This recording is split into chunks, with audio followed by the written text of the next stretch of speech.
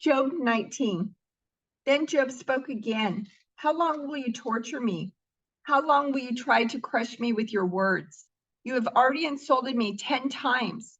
You should be ashamed of treating me so badly. Even if I have sinned, that is my concern, not yours. You think you're better than I am, using my humiliation as evidence of my sin. But it is God who has wronged me, capturing me in his net. I cry out, help, but no one answers me. I protest, but there is no justice.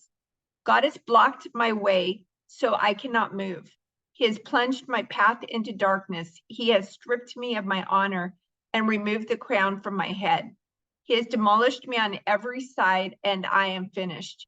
He has uprooted my hope like a fallen tree. His fury burns against me. He counts me as an enemy. His troops advance. They build up roads to attack me. They camp all around my tent. My relatives stay far away, and my friends have turned against me. My family is gone, and my close friends have forgotten me. My servants and maids consider me a stranger. I am like a foreigner to them. When I call my servant, he doesn't come. I have to plead with him. My breath is repulsive to my wife. I am rejected by my own family. Even young children despise me. When I stand to speak, they turn their backs on me. My close friends detest me. Those I loved have turned against me. I've been reduced to skin and bones and have escaped death by the skin of my teeth. Have mercy on me, my friends. Have mercy, for the hand of God has struck me. Must you also persecute me like God does? Haven't you chewed me up enough? Oh, that my words could be recorded.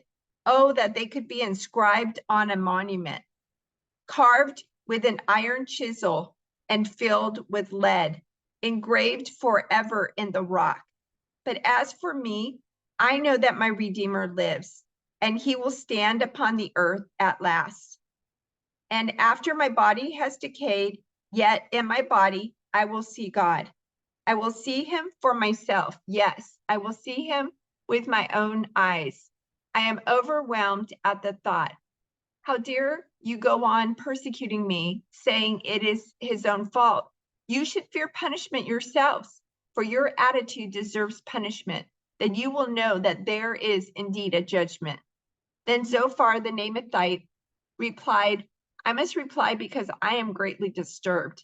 I've had to endure your insults, but now my spirit prompts me to reply.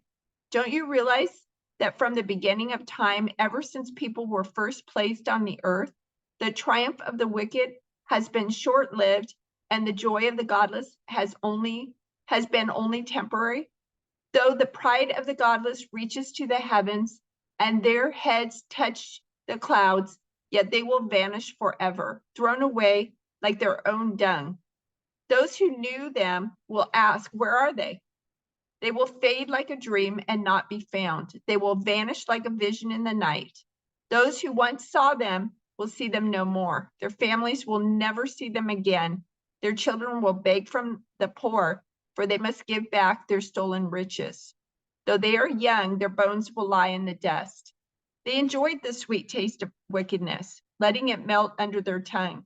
They savored it, holding it long in their mouths. But suddenly the food in their bellies turns sour, a poisonous venom in their stomach. They will vomit the wealth they swallowed. God won't let them keep it down. They will suck the poison of cobras. The viper will kill them. They will never again enjoy streams of olive oil or rivers of milk and honey. They will give back everything they worked for. Their wealth will bring them no joy. For they oppressed the poor and left them destitute. They foreclosed on their homes. They were always greedy and never satisfied. Nothing remains of all the things they dreamed about. Nothing is left after they've finished gorging themselves. Therefore, their prosperity will not endure. In the midst of plenty, they will run into trouble and be overcome by misery. May God give them a bellyful of trouble. May God rain down his anger upon them. When they try to escape an iron weapon, A bronze-tipped arrow will pierce them. The arrow is pulled from their back, and the arrowhead glistens with blood. The terrors of death are upon them. Their treasures will be thrown into deepest darkness. A wildfire will devour their goods, consuming all they have left. The heavens will reveal their guilt, and the earth will testify against them. A flood will sweep away their house. God's anger will descend on them in torrents. This is the reward that God gives the wicked. It is the inheritance decreed by God. Then Job spoke again. Listen closely to what I am saying. That's one consolation you can give me. Bear with me and let me speak. After I have spoken, you may resume mocking me. My complaint is with God, not with people. I have good reason to be so impatient. Look at me and be stunned. Put a hand over your mouth in shock. When I think about what I am saying, I shudder. My body trembles. Why do the wicked prosper, growing old and powerful?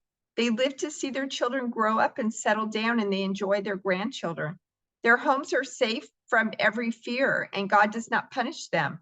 Their bulls never fail to breed. Their cows bear calves and never miscarry.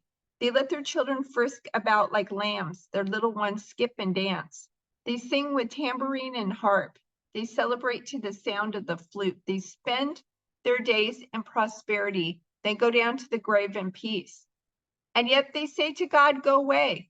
We want no part of you and your ways. Who is the Almighty, and why should we obey him? What good will it do us to pray? They think their prosperity is of their own doing, but I will have nothing to do with that kind of thinking. Yet the light of the wicked never seems to be extinguished. Do they ever have trouble? Does God distribute sorrows to them in anger? Are they driven before the wind like straw? Are they carried away by the storm like chaff? Not at all. Well, you say, at least God will punish their children. But I say he should punish the ones who sin so that they understand his judgment. Let them see their destruction with their own eyes. Let them drink deeply of the anger of the Almighty, for they will not care what happens to their family after they are dead. But who can teach a lesson to God, since he judges even the most powerful? One person dies in prosperity, completely comfortable and secure, the picture of good health, vigorous and fit. Another person dies in bitter poverty, never having tasted the good life. But both are buried in the same dust, both eaten by the same maggots. Look, I know what you're thinking.